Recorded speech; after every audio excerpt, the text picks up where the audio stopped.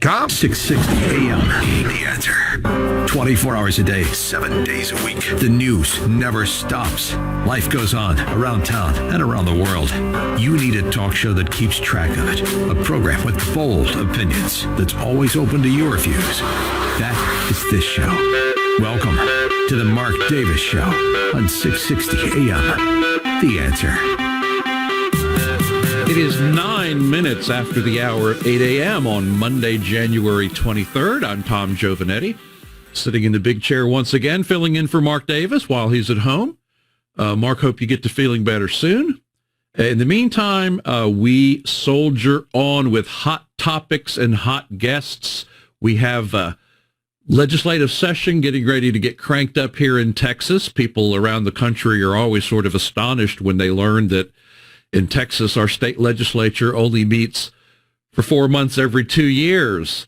That's really, really unusual among the states. A whole lot of states have just full-time legislatures.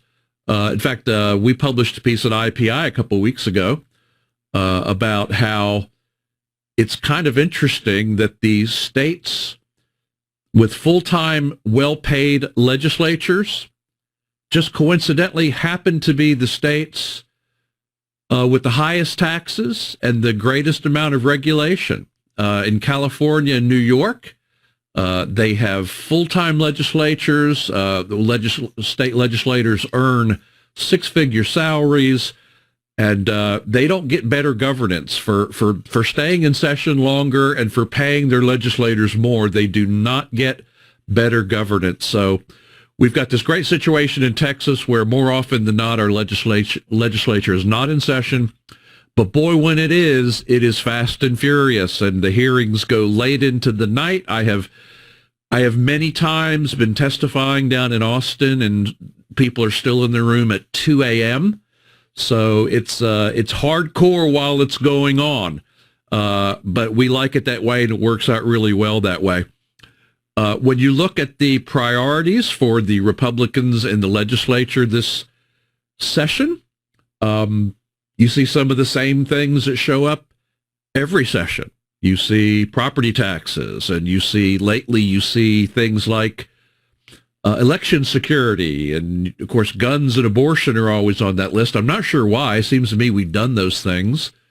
You know, it seems to me that there's more to being a conservative in Texas than just guns and abortion. In fact, a lot of people in Texas are under this mistaken idea somehow that Texas is the land of, laissez-faire, free markets and low government regulation and all this sort of stuff. And it's really not true. There's lots of examples still in Texas law where businesses are regulated more than they should be, taxed in ways that are very odd and strange.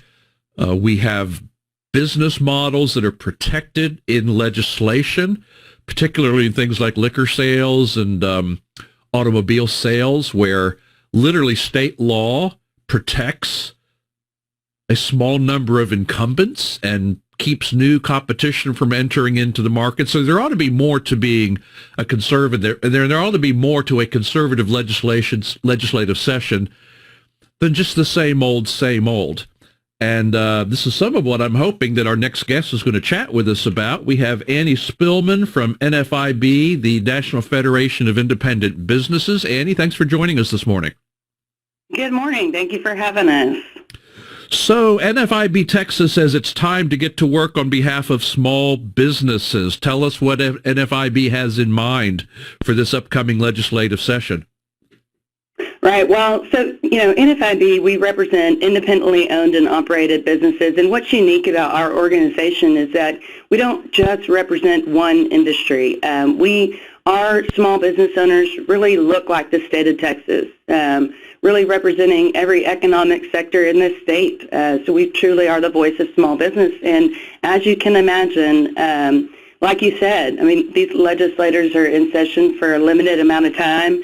And when they get in, even though the majority of the folks are Republican and want limited government, you would be surprised. There's generally over 7,000 bills filed every single session.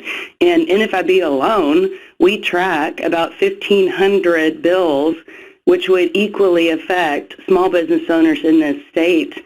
Last session, luckily, every bill that we opposed, we killed. And so what we do mostly is try to, play whack-a-mole and kill all the bills that would put these small business owners out of business. But, we're going into this session trying to help these small businesses on the road to recovery. They're constantly fighting obstacles and challenges, just trying to keep their doors open, right? It's been worse the last 3 years. Last session, unfortunately, not a lot was done. So this session, want to be proactive in trying to get some tax relief for these small business owners, try to get some regulatory relief, and try to stop the bleeding, frankly. Well, that's music to my ears. I assume that a lot of small businesses are, as you say, sort of still in recovery from COVID. I personally have been sort of looking to 2023 sort of as like the get back to normal year. But people are not necessarily getting back to normal. I mean, people developed habits of not going out, not going to restaurants, not going to public meetings over a 2-year period of time. And I hear from small business owners that they're being harmed in two different ways. Number one, just the level of business has just not returned. But number two, they're having trouble getting workers. They're having trouble with the severe labor shortage. I've mentioned before on the air that my favorite little local burger joint near my house every once in a while has to close because they can't get enough employees to actually keep the place open. So I can imagine that small businesses in Texas need as much help and as much relief as they can possibly get. Well, I mean, as a small, business organization, member governed, what we do is we poll, we survey our members. So they tell us, what are their biggest problems, priorities, what are the things that we need to work on. So right now, 40% of our members are telling us that they cannot fill positions, just flat fill the positions.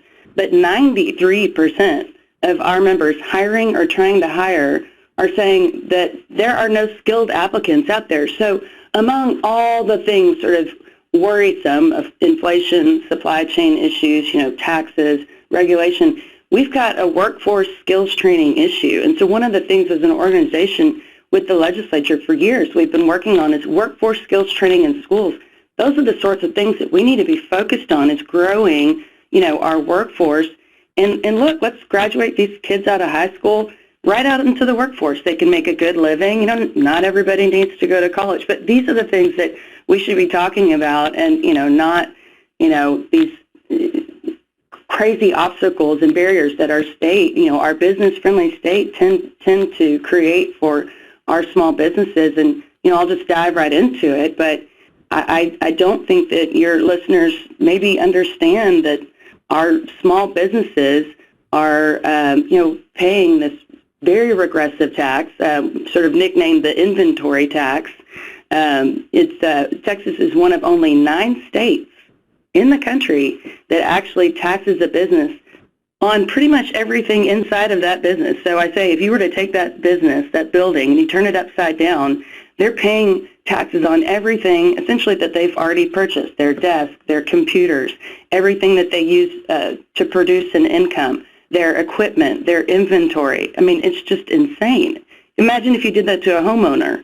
It's hard to keep their doors open enough and then to pay additional tax besides just the property tax on your actual building that you're paying. Yeah, I'm really delighted that you've brought this up because I think a lot of us who pay attention to this understand the fact that, again, as great as Texas tends to be for business and as strong as the economy tends to be, we really have a messed up business tax system in Texas. And it's been far too many years since we've attempted to do anything about it. And, I don't see it showing up on anybody's list of priorities for this session either, but it sounds like you've at least identified this inventory tax as something that could be done away with or reformed. Are there any other sort of proactive agenda items that NFIB has? And I ask that knowing that a big part of what you have to do is not necessarily, push an agenda, but rather push back on a lot of the really dumb and terrible things that are likely to pop up. I know that's a big part of the job too. It is, and it's funny because, we'll come across some folks that'll say, some business owners, well, I'm a member of this organization and I haven't, what are you doing for me? And it's going, okay, well, let me tell you about all the bills that would have passed had we not been there, but that's a long story. But, so what we like to call regulatory consistency. So what we've noticed over the last, 5 years, we've noticed a lot more of our urban cities, Austin, Dallas, San Antonio, Houston. We've noticed a lot of these cities getting into the business of regulating private employment practices. So whereas cities that's really never been their jurisdiction, regulating sort of labor in the way of hours, sick leave, wages, anything like that. We've noticed cities have really tried to tap into that, and the reason being is because we've sort of seen this out-of-state big labor push. They haven't been successful on the state level, so they're sort of coming up through our cities.